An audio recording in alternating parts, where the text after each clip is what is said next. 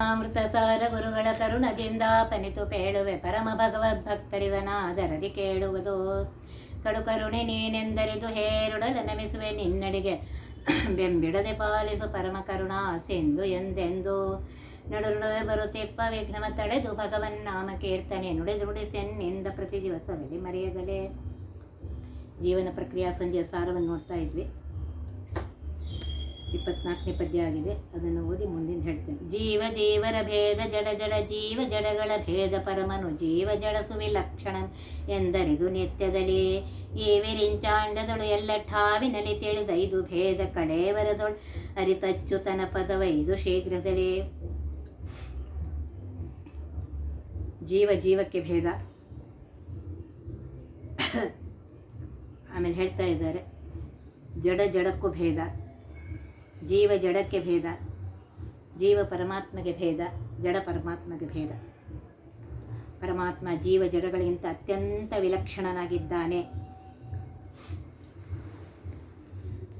ತನ್ನ ದೇಹದಲ್ಲೇ ಪಂಚಭೇದ ಇದೆ. ಹೇಗೆಂದರೆ ಲಿಂಗ, ಅವ್ಯಕ್ತ, ಅನಿರುದ್ಧ, ಸ್ಥೂಲ ದೇಹಗಳು ಇರುವುದೇ.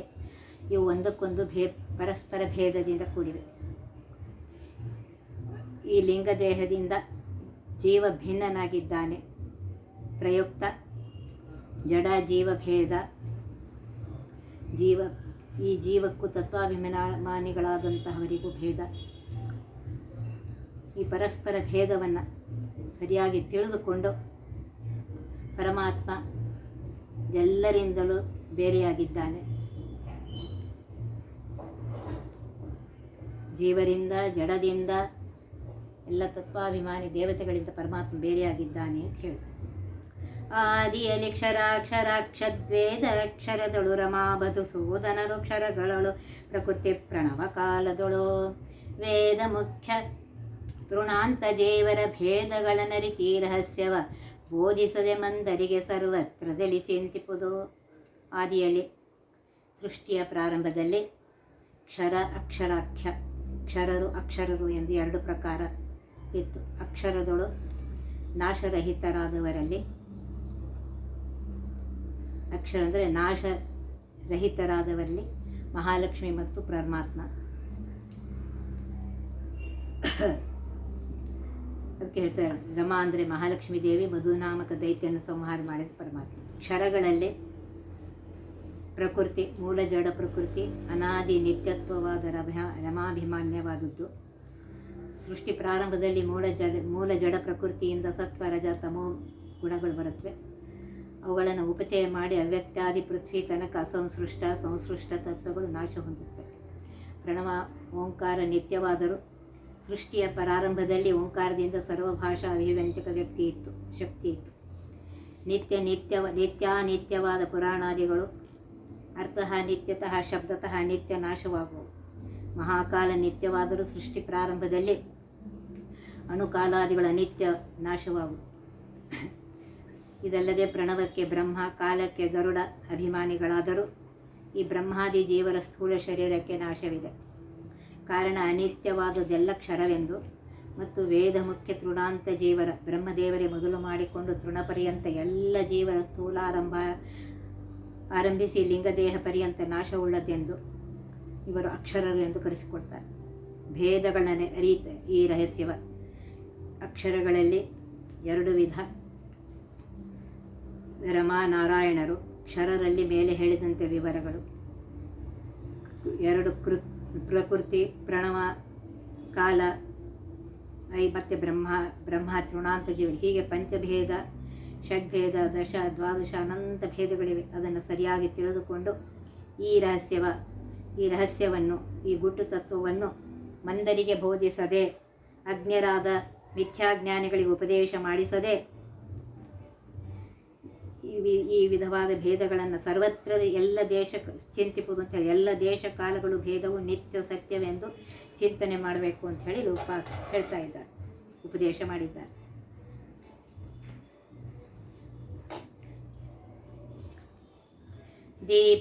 ದೀಪಗಳು ಪೊರಮಟ್ಟಾಪಣಾಲಯ ಗತತಿ ಮೆರೆಗಳ ಪರಿಹರ ಗೈಸಿ ತದ್ಗತ ಪದಾರ್ಥ ತೋರ್ಪಂತೆ. ಸೌಪರ್ಣಿವರವಹನುತಾ ಬಹುರೂಪನಾಮದಿ ಎಲ್ಲ ಕಡೆಯಲ್ಲಿ ವ್ಯಾಪಿಸಿದ್ದು ಯಥೇಷ್ಟ ಮಹಿಮೆಯ ತೋರ್ಪ ತಿಳಿಸಿದಲೇ. ಒಂದು ದೀಪದಿಂದ ಪ್ರಕಾಶಮಾನವಾದ ಒಂದು ದೀಪದಿಂದ ಅನೇಕ ಪ್ರಕಾಶಮಾನ ದೀಪಗಳು ಹೊರಗೆ ಹೊರಟು ಆಪಣಾಲಯಗತ ತಿಮಿರಗಳ ಪರಿಹರಿಸಿ ಅಂಗಡಿ ಮತ್ತು ಮನೆಯಲ್ಲಿರುವಂತಹ ಕತ್ತಲೆಯನ್ನು ಪರಿಹಾರ ಮಾಡಿ ದೀಪದ ಪ್ರಕಾಶದಿಂದ ಕತ್ತಲೆ ತನ್ನಿಂದ ತಾನೇ ದೂರ ಆಗುತ್ತೆ. ತದ್ಗತ ಆ ಅಂಗಡಿಯಲ್ಲಿರುವ ಪದಾರ್ಥ ತೋರ್ಪಂತೆ ಸಕಲ ವಸ್ತುಗಳನ್ನು ತೋರುವಂತೆ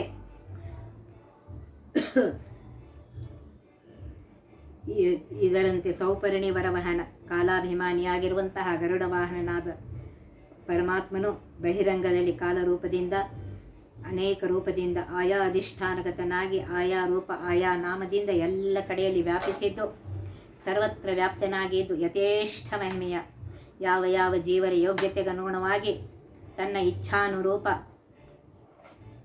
ಮಹಿಮೆಯನ್ನು ತೋರಿಸ್ತಾನೆ ಅಂತ ಹೇಳಿ ತಿಳಿಸದಲೇ ತನ್ನ ಅನಂತ ಮಹಿಮೆಗಳನ್ನು ಪೂರ್ಣ ಯಾರಿಗೂ ತಿಳಿಸೋದಿಲ್ಲ ಪರಮಾತ್ಮ ವ್ಯಾಪ್ತನಾಗಿದ್ದರೂ ಅನೇಕ ಬಹುರೂಪಗಳಿಂದ ಆಯಾ ಅಧಿಷ್ಠಾನಗಳಿಗೆ ಅನುಸಾರವಾಗಿ ಅಲ್ಲಲ್ಲಿ ಅಭಿವ್ಯಕ್ತನಾಗಿ ತನ್ನ ಮಹಿಮೆಯನ್ನು ತೋರಿಸ್ತಾನೆ ಅಂತ ಹೇಳಿ ಈ ದೀಪದ ದೃಷ್ಟಾಂತದಿಂದ ಹೇಳ್ತಾ ಇದ್ದಾರೆ. ನಳಿನ ಮಿತ್ರಗೆ ಇಂದ್ರದನು ಪ್ರತಿಫಲಿಸುವಂತೆ ಜಗತ್ರಯವು ಕಂಗೊಳಿಪುದನುಪಾಧಿಯಲ್ಲಿ ಪ್ರತಿಬಿಂಬ ಭಯದಿ ಹರಿಗೆ ತಿಳಿಯತ್ರಿಕ ಕುದ್ಧಾಮನತಿ ಮಂಗಳ ಸ್ವರೂಪವ ಸರ್ವಠಾವಿಲೆ ಪೊಳೆವ ಹೃದಯಕ್ಕೆ ಪ್ರತಿ ದಿವಸ ಪ್ರಹ್ಲಾದ ಪೋಷಕನು. ನಳಿನ ಮಿತ್ರಗೆ ಕಮಲಗೆ ಸಖನಾಗಿರುವಂತಹ ಸೂರ್ಯನಿಗೆ ಇಂದ್ರಧನು ಇಂದ್ರಚಾಪ ಅಂದರೆ ಕಾಮನ ಬಿಲ್ಲು ಪ್ರತಿಫಲಿಸುವಂತೆ ಸೂರ್ಯನಿಗೆ ಎದುರಾಗಿ ಮೂಡುವಂತೆ ಜಗತ್ರಯು ಜಗಶಬ್ದ ಜೀವವಾಚಿಯಾದ ಕಾರಣ ತ್ರಿವಿಧ ಜೀವರು ಕಂಗೊಳಿಪುದು ಅನುಪಾದಿಯಲ್ಲಿ ಬಾಹ್ಯೋಪಾಧಿ ಇಲ್ಲದೆ ಅನುಪಾದಿ ಸ್ವರೂಪಾಧಿ ಎಂದದಲ್ಲಿ ಅಂದರೆ ಮನುಜಾದಿ ದೇಹದ ಛಾಯಾ ನೆಳವೆ ಹೇಗೆ ದೇಹದಂತೆ ಅವನ ಅಧೀನವಾಗಿ ಕಾಣುತ್ತದೆಯೋ ಸೂರ್ಯನಿಗೆ ಯಾವ ಉಪಾಧಿ ಇಲ್ಲದೆ ಸೂರ್ಯನ ಛಾಯೆಯ ನೀರು ತುಂಬಿದ ಮೋಡದಲ್ಲಿ ಪ್ರತಿಬಿಂಬಿಸುವಂತೆ ಪ್ರತಿಬಿಂಬಾವಧಿ ಛಾಯೆಯು ಹೇಗೆ ದೇಹಾಧೀನವಾಗಿ ದೇಹ ತಿರುಗಿದಂತೆ ತಿರುಗುತ್ತದೆಯೋ ಪ್ರತಿಬಿಂಬ ನಾಮದಿಂದ ಕರೆಸುತ್ತದೆ. ತಿಳಿಯ ತ್ರಿಕಕುದ್ಧನಾಮನತಿ ಮಂಗಳ ಸ್ವರೂಪ ಸರ್ವಠಾವಿಲಿ ಶ್ವೇತದ್ವೀಪ ಅನಂತಾಸನ ವೈಕುಂಠ ಮಂದಿರವಾದ ಪರಮಾತ್ಮನೇ ಸರ್ವರ ಬಿಂಬನೆಂದು ಪರಮಾತ್ಮನ ಮಂಗಳ ಸ್ವರೂಪವನ್ನು ಧ್ಯಾನಿಸಿ ಉಪಾಸನೆ ಮಾಡುವುದು. ಸಚ್ಚಿದಾನಂದ ಹರಿಗೆ ಸರ್ವದಾ ದಾಸ ಬಿಂಬಾಧೀನನೆಂದು ಉಪಾಸನೆ ಮಾಡಲು ಪ್ರಹ್ಲಾದ ಪೋಷಕನು ನಿರ್ವ್ಯಾಜ ಭಕ್ತನಾದ ಪ್ರಹ್ಲಾದನಿಗೆ ಆಹ್ಲಾದ ಕೊಡುವಂತಹ ಚಿನ್ಮಯ ರೂಪನಾದ ಜೀವನಲ್ಲಿ ನೃಸಿಂಹ ರೂಪದಿಂದ ಇರುವಂತಹ ಪರಮಾತ್ಮ ಸಕಲ ದುರಿತಗಳನ್ನು ಪರಿಹಾರ ಮಾಡಿ ಪ್ರತಿ ದಿವಸ ನಿತ್ಯದಲ್ಲಿ ಹೃದಯಕ್ಕೆ ಪೊಳೆವ ಈ ಸ್ಥೂಲ ದೇಹದ ಹೃತ್ಕಮಲದಲ್ಲಿ ಕಾಣಿಸ್ಕೊಳ್ತಾನೆ ಅಂತ ಹೇಳ್ತಾರೆ. ಶ್ರೀಹರಿಯನಿಗೆ ಬಿಂಬ, ನಾನು ಅವನ ಪ್ರತಿಬಿಂಬ ಎಂದು ಉಪಾಸನೆ ಮಾಡಬೇಕು ಅಂತ ಹೇಳ್ತಾ ಇದ್ದಾರೆ.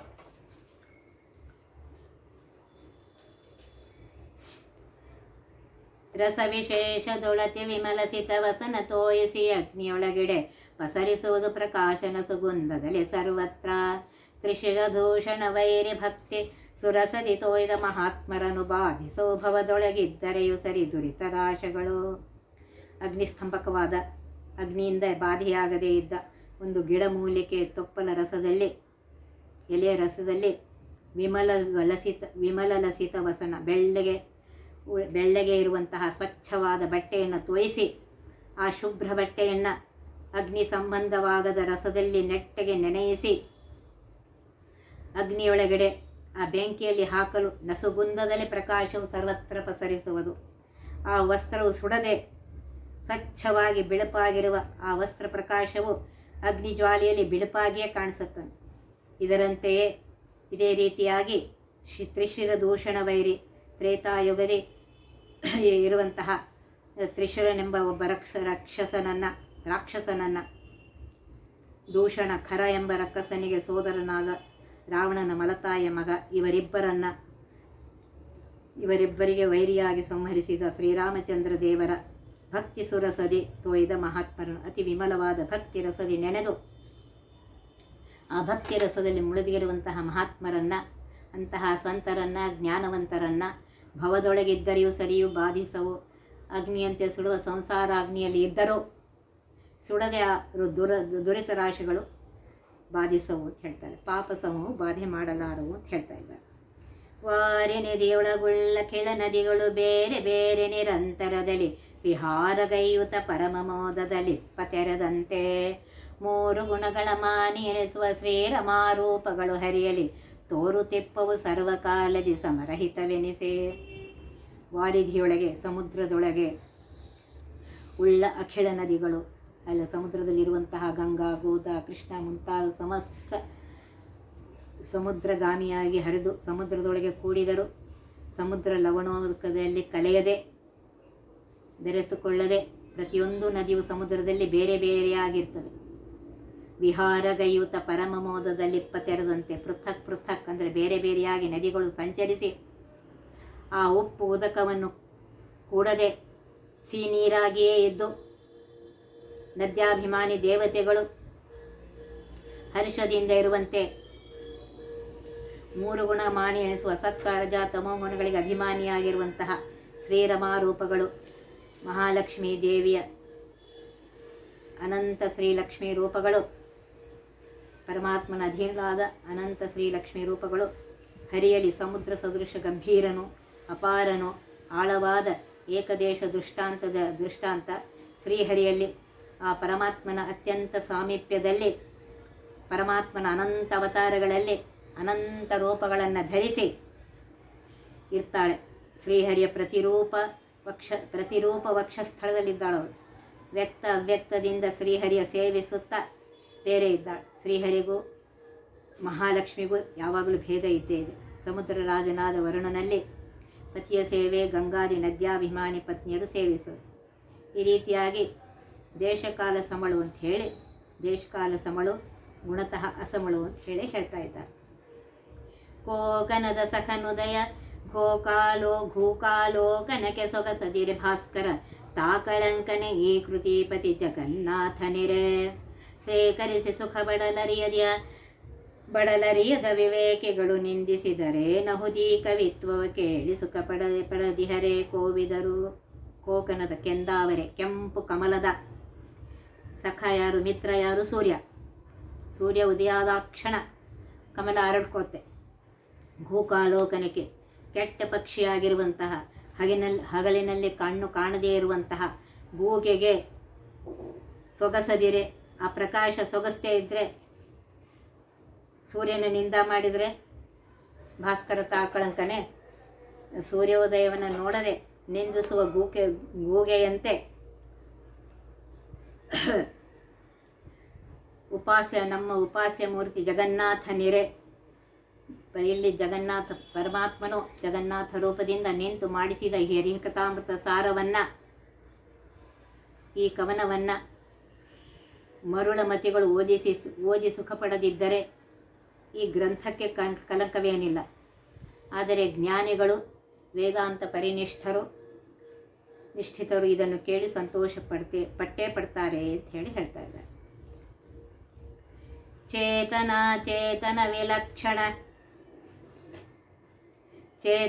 ಚೇತನಗಳಲ್ಲಿ ಗುರುಮಾತರೇಶ್ವಾಂತರ್ಗತ ಜಗನ್ನಾಥವೇ ನಿರಂತರದೆ ವ್ಯಾಪಿಸಿ ತಿಳಿಸಿಕೊಳ್ಳದೆ ಕಾತುರವ ಪೊಟ್ಟಿಸಿ ವಿಷಯದಲ್ಲಿ ಮಾತುಧಾನರ ಮೋಹಿಸುವ ನಿರ್ಭೀತ ನಿತ್ಯಾನಂದಮಯ ನಿರ್ದೋಷ ನಿರವಧ್ಯ. ಚೇತನರಲ್ಲಿಯೂ ಪರಮಾತ್ಮ ಇದ್ದಾನೆ, ಅಚೇತನರಲ್ಲಿಯೂ ಪರಮಾತ್ಮ ಇದ್ದಾನೆ. ಅಚೇತನರಲ್ಲಿ ಜಗತ್ತಿಗೆ ಗುರುಗಳಾಗಿರುವಂತಹ ಭಾರತೀಯ ರಮಣ ಮುಖ್ಯ ಪ್ರಾಣಾಂತರ್ಗತನಾಗಿ ಪರಮಾತ್ಮ ಅಲ್ಲಿ ಇದ್ದಾನೆ, ಲಕ್ಷ್ಮೀ ಸಹಿತನಾಗಿ. ಜಗತ್ತಿಗೆ ಸ್ವಾಮಿಯಾಗಿರುವಂತಹ ಜಗನ್ನಾಥ ನಿರಂತರದಿ ವ್ಯಾಪಿಸಿ ಅಂತ ಹೇಳ್ತಾರೆ. ಎಲ್ಲರಲ್ಲಿಯೂ ಚೇತನರಲ್ಲಿ ಅಚೇತನರಲ್ಲಿ ಭಾರತೀಯ ರಮಣ ಮುಖ್ಯ ಪ್ರಾಣಾಂತರ್ಗತನಾಗಿ ಪರಮಾತ್ಮ ಯಾವಾಗಲೂ ಇದ್ದಾನೆ. ತಿಳಿಸಿಕೊಳ್ಳದೆ ಯಾರಿಗೂ ಗೊತ್ತೇ ಆಗ್ತಾ ಇಲ್ಲ, ಎಲ್ಲ ನಾ ಅಂತ ಇದ್ದಾನೆ. ಕಾತರವ ಪೊಟ್ಟಿಸಿ ಅಜ್ಞಾನಿಗಳಿಗೆ ಅಜ್ಞಾನವನ್ನು ಕೊಟ್ಟು ವಿಷಯದಲ್ಲಿ ಕಾತರವನ್ನು ಹುಟ್ಟಿಸಿ ಹೇಳ್ತಾ ಇದ್ದಾರೆ. ಯಾತುಧಾನರ ಮೋಹಿಸುವ ಪರಮಾತ್ಮ ಎಲ್ಲರನ್ನ ಮೋಹಿಸ್ತಾನೆ, ರಾಕ್ಷಸರುಗಳು ಇತ್ಯಾದಿಗಳನ್ನು ಮೋಹಿಸ್ತಾ ಇದ್ದಾನೆ.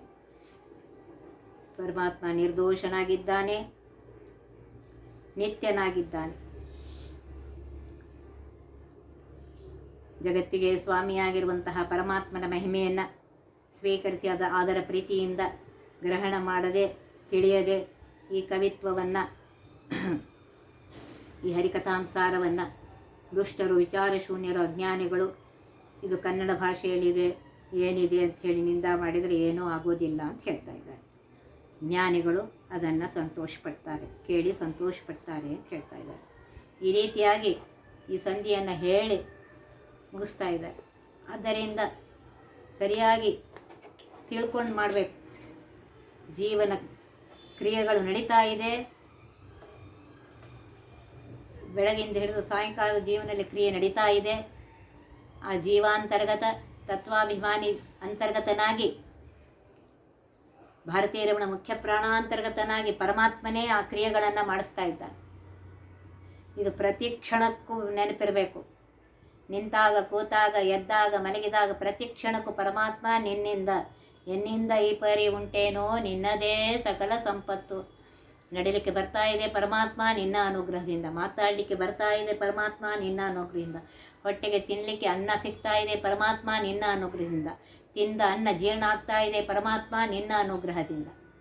ಎಲ್ಲ ಪರಮಾತ್ಮ ನಿಂತಾಗ, ಕೂತಾಗ ಪ್ರತಿ ಕ್ಷಣಕ್ಕೆ ಅವನನ್ನು ನೆನೆಸ್ರಿ. ಅವನಿಂದಲೇ ನನಗೆ ಬಂದಿದೆ. 84 ಲಕ್ಷ ಯೋನಿ ದಾಟಿದ ಮೇಲೆ ಈ ಮಾನವ ಜನ್ಮ ಬಂದಿದೆ. ಈ ಮಾನವ ಜನ್ಮವನ್ನು ಹಾಳು ಮಾಡಿಕೊಳ್ಳದೆ ಆ ಪರಮಾತ್ಮ ಮಾಡಿದ ಉಪಕಾರವನ್ನು ಪ್ರತಿ ಕ್ಷಣಕ್ಕೆ ನೆನೆಸುತ್ತಾ ಆ ತಾರತಮ್ಯ ಜ್ಞಾನದಿಂದ ಪರಮಾತ್ಮ ಸರ್ವೋತ್ತಮನಾಗಿದ್ದಾನೆ, ಸರ್ವೋತ್ಕೃಷ್ಟನಾಗಿದ್ದಾನೆ, ಸರ್ವಸ್ವಾಮಿಯಾಗಿದ್ದಾನೆ ಅಂತ ಹೇಳಿ ಅವನ ಚಿಂತನೆಯನ್ನು ಮಾಡ್ತಾ ಇರಬೇಕು. ಆಗ ಪರಮಾತ್ಮ ಅನುಗ್ರಹ ಮಾಡಿ ಲಿಂಗಭಂಗವನ್ನು ಮಾಡ್ತಾನೆ ಅಂತ ಹೇಳ್ತಾ ಇದ್ದಾರೆ. ಹೀಗೆ ಜೀವನ ಪ್ರಕ್ರಿಯೆ ಅಂತ ಹೇಳೋದು.